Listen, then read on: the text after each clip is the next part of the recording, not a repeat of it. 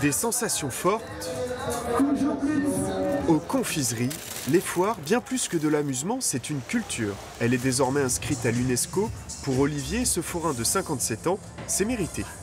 Notre métier est reconnu, enfin, depuis le temps qu'on espérait avoir déjà un ministère de tutelle. Et là, ça va faire avancer les choses.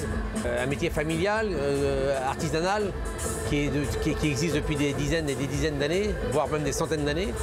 Et depuis des centaines d'années, le savoir-faire forain n'a cessé d'évoluer avec ses attractions toujours plus impressionnantes. Une recette que cette communauté se transmet de génération en génération. Pour Olivier et son fils, plus qu'un métier, être forain est un héritage familial depuis 1880.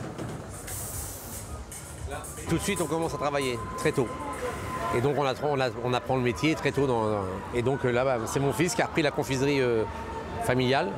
Là, derrière, vous avez ma fille avec les jeux.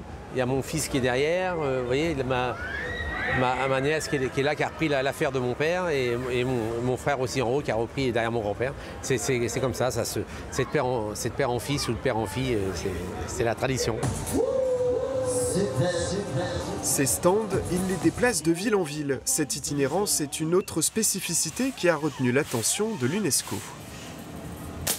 On ne pourrait pas rester sur place.